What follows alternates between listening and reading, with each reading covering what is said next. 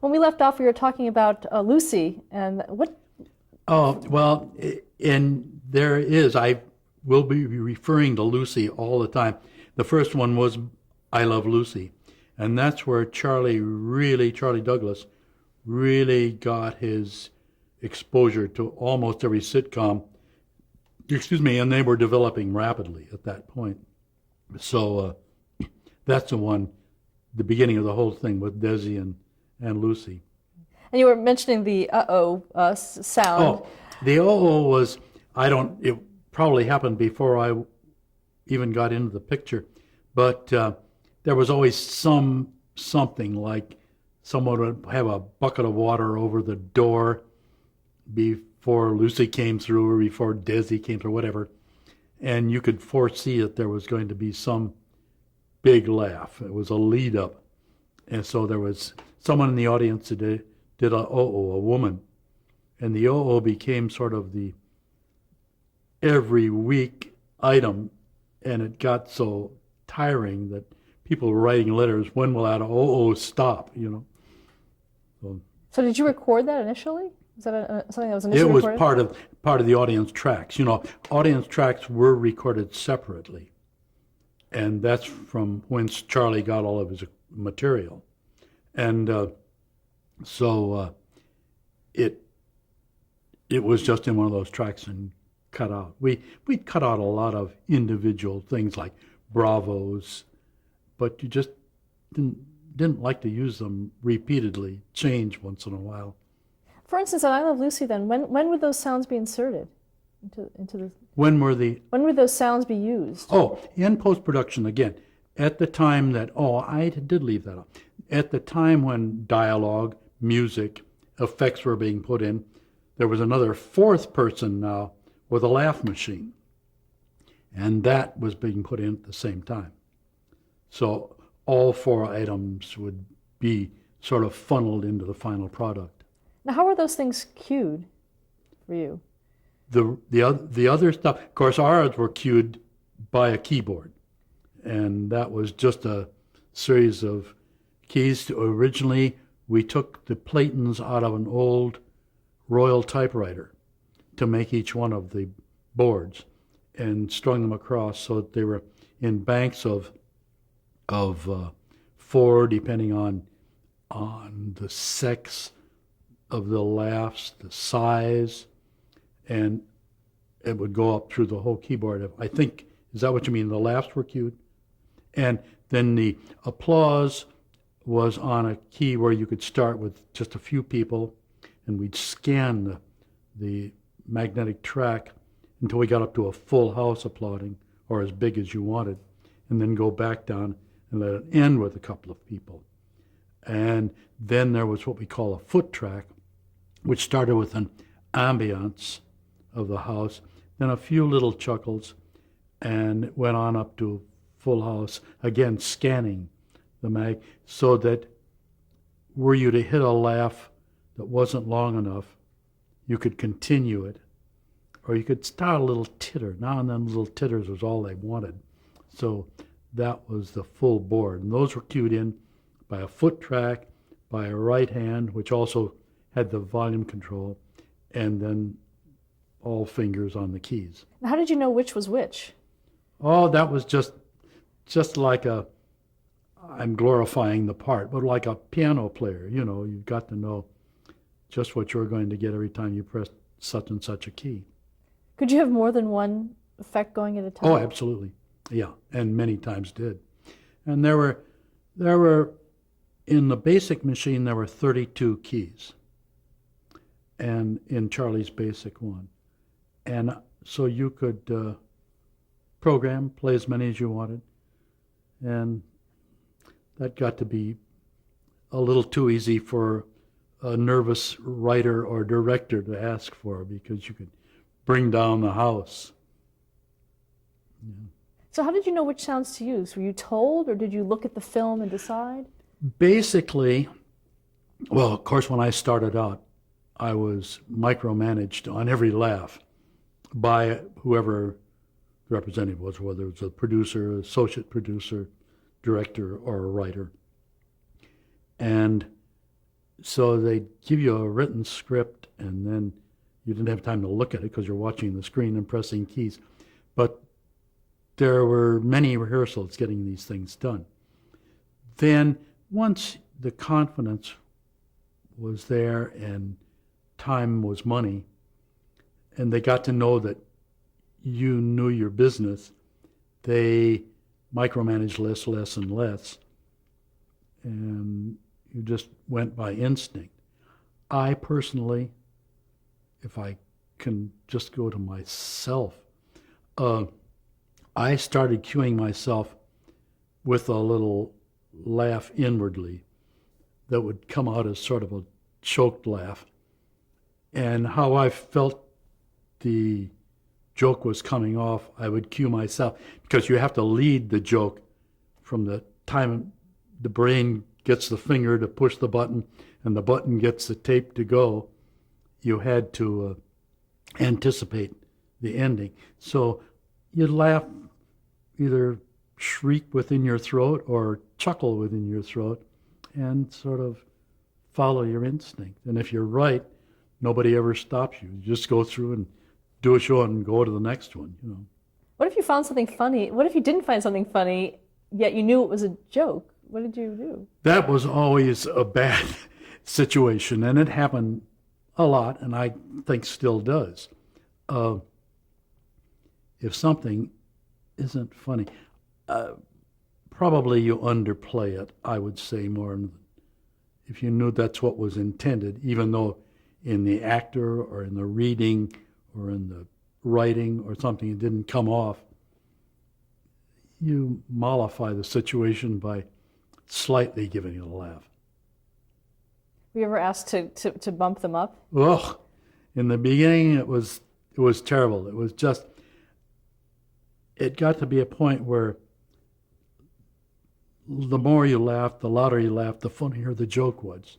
And that wasn't so. And that's why the press, the media, the public in general came down, and we're talking laughs again, came down on laughs at all. It was just too much. And there are still shows that are required to do that. But now less is better, you know? And I think less in enthusiasm perhaps, but not less in volume. It's been tried by some producers and some shows to lessen the volume till it was a whisper, and that becomes a bigger irritation than having it too loud, really. How did you find that balance? The balance? After a while, you get to know your producer and your show and what they're required to do. And you know, there are two kinds of comedy shows on television. One is in front of an audience, which multi-camera show, where everything is done, hopefully, but very seldom, in one pass. The whole show is performed like a stage show. In that case, you are more or less governed by the audience you listen to and how they react to the actor, the story, the plot, the whole thing. In the case of single camera shows, which is shot motion picture style without an audience, and there were multitudes of those, you had to create your entire audience. So you just started off on your own feeling, and if the director said you're underplaying this all the way, then you'd come up to make him happy. Or if they said that's too much, and that gets to be that's more the case now that the public outcry has become louder, is that be reasonable.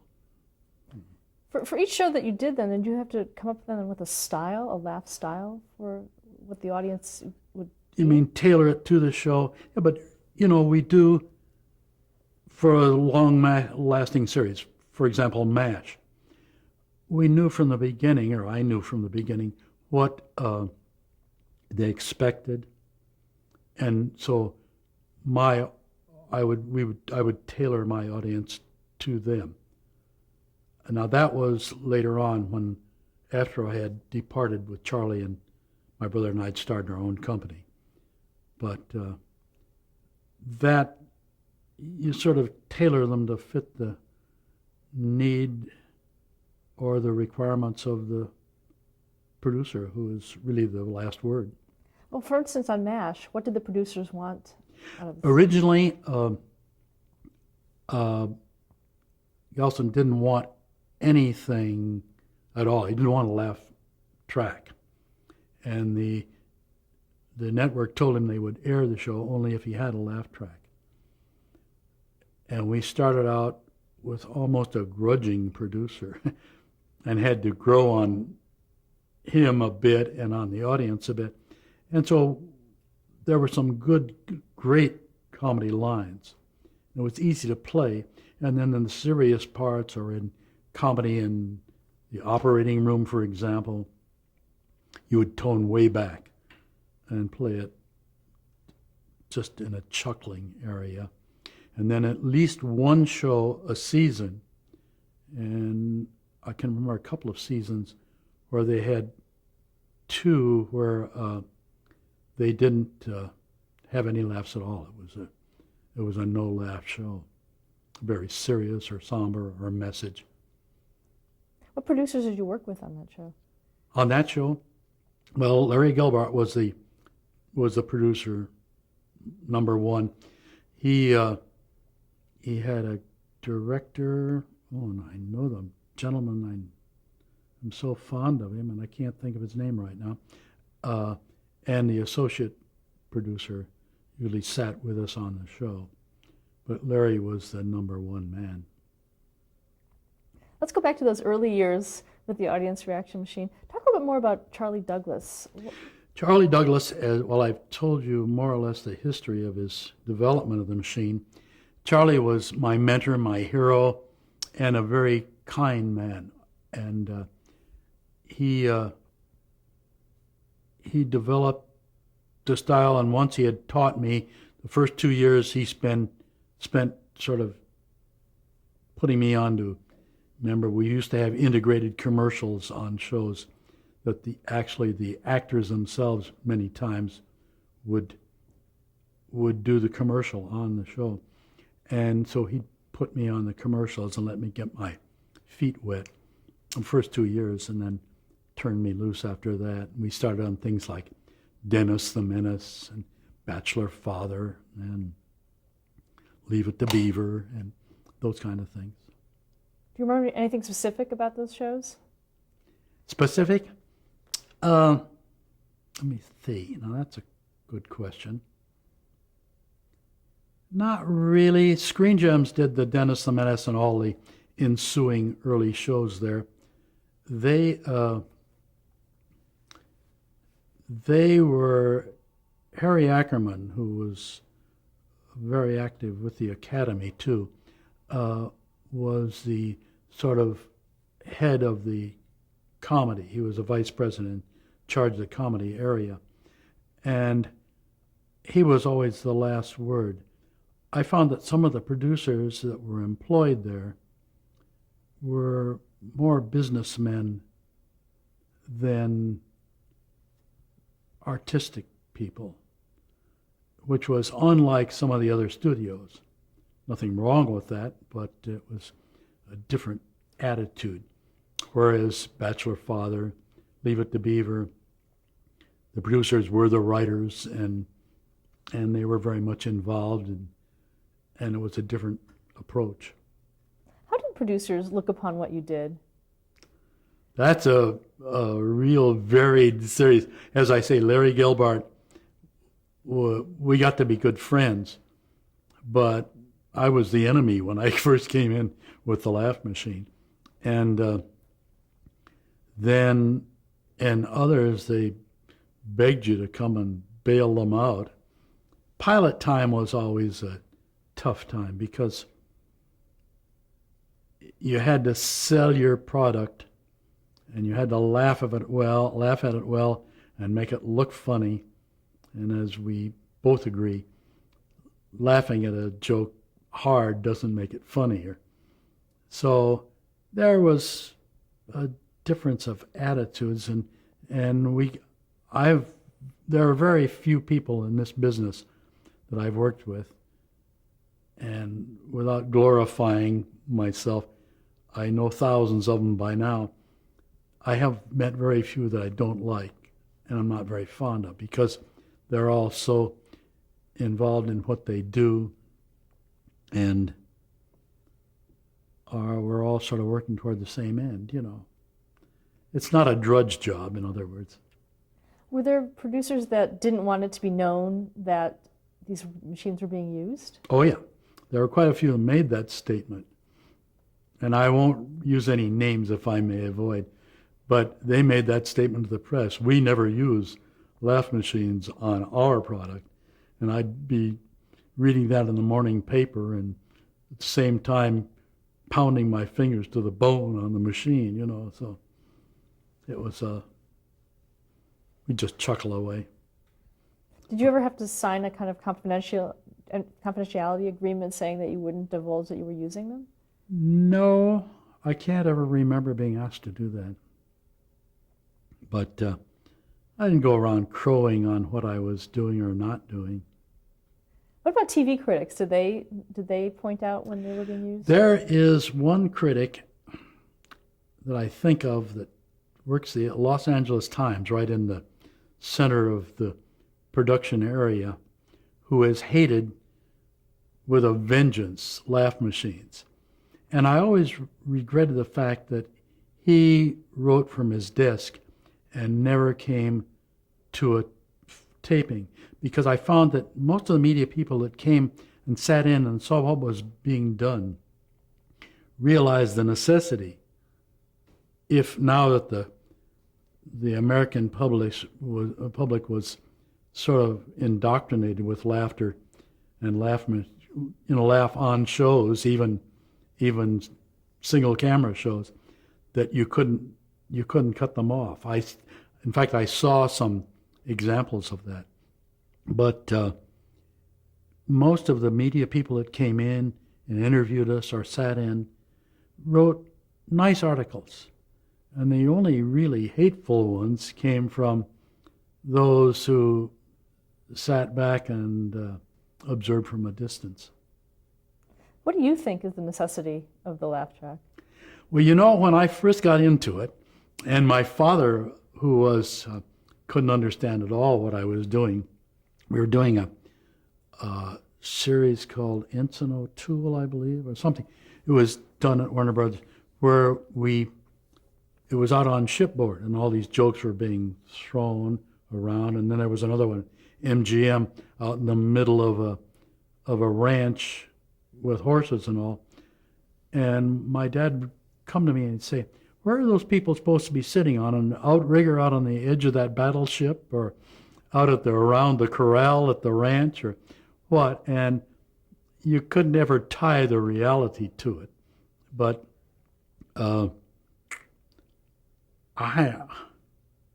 that's a tough question. Try it on me again, Karen, from another angle.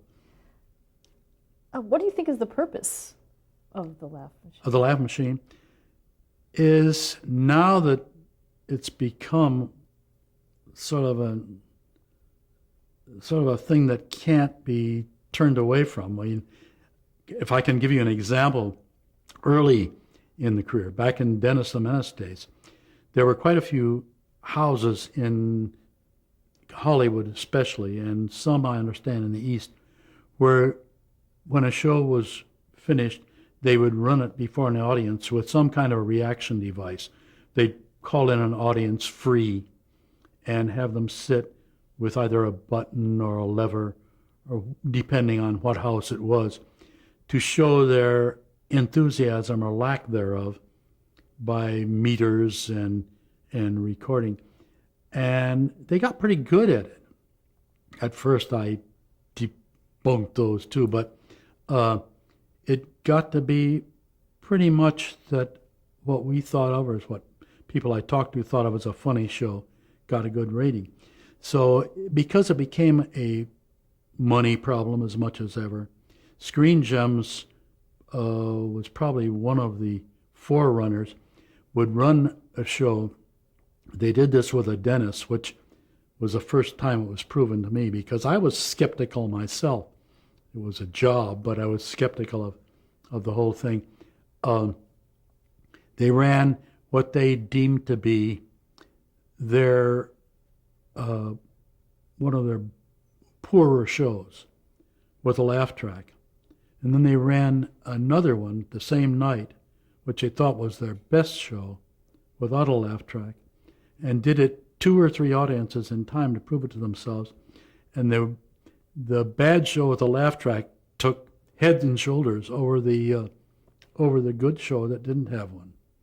So I thought, well, maybe the people that are watching like to feel that they're not alone, especially at home when they're sitting there by themselves. They like to feel that they're just not being ridiculous and laughing. How would you know that you did a good job? How would I know when I did a good job? I don't know. You go the way with a good feeling. I don't know. You just if you're allowed to be honest, and I mean, it was over 30 years that I was doing it. I thought, in my own egotistical way maybe, that by then I knew what was funny, what wasn't, what was good humor, what wasn't. And so toward the end, you go away with a good feeling if you did a good job. Sometime go out and kick your dog if you thought you did a lousy job, you know. How would you define your sense of humor? Sense of humor is, I don't know. I've never thought of myself as, I don't guffaw very much. And now my wife accuses me of doing the same throat chuckles as I sit watching a completed show on the television. But I think probably the business developed my sense of humor. And I felt that I could write comedy by the end. And I was tired of even being involved with it, so I didn't even try. But I think that's just a normal sense of humor, nothing particularly. I wasn't picked because of my sense of humor, that's for sure. Now, did you notice a certain evolution within television comedy through your career? Oh, definitely, yes. The sophistication of the audience made sophistication of the shows develop and develop and develop. And what seemed funny in the 50s was pretty hokey in the 80s, you know. It got to be a whole different ballgame. And going back to Charlie Douglas, he had a reputation for a certain secretiveness to the work.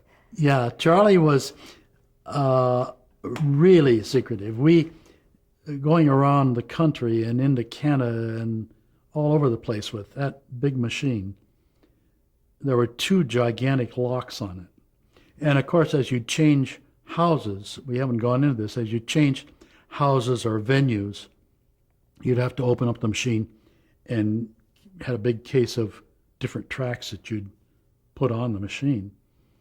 And so I'd have to I went to Sardi's, did a show, I think it was a Jackie Gleason show, and I'd have to climb a circular stairway to go into the women's room above me at 3 o'clock in the morning to change the tracks because he wouldn't allow it to be done in public or even in front of the technicians.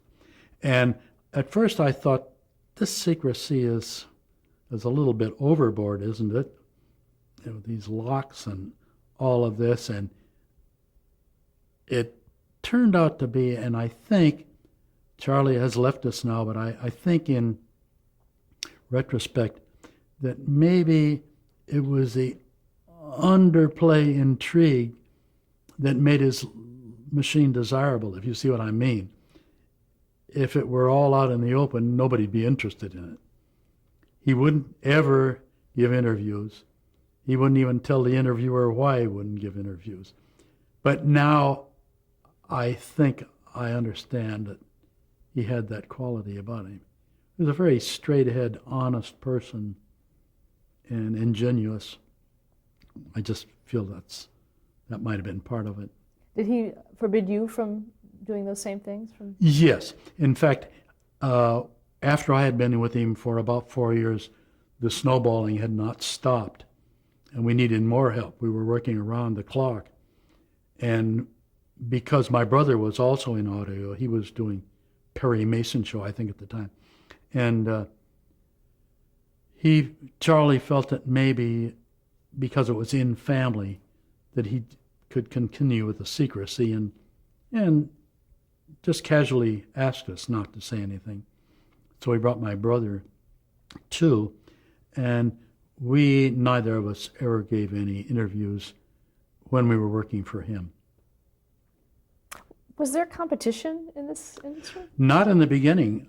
Competition really didn't start. In fact, my brother and I, when we spun off in pursuit of a better way to do it, and it was an antagonizing withdrawal from Charlie, because by now, excuse me, we were family by now, and to leave him and go with my brother on another machine, which was obviously sort of catching up with the technology, where Charlie's was sort of falling behind. It was time to move up into another area, and became Charlie's competition, although we really didn't try and proselyte any of his clientele. But people knew us, producers knew us, and little by little, I don't think we ever heard him. I think he was busy as he could possibly be right till the end, but until his retirement. But we were the competition, and in our leaving, his son, Bobby Douglas, took over to help him, and Bobby is now the competition of the company we formed, and always has been. Bobby's very, very busy all the time. Then there are 2 new games in town. One of the boys does mainly game shows now, and some audience reaction shows of specials and things like that. Then there's a gentleman who I haven't met. He just got into action by the time I had retired in New York, who's doing a lot.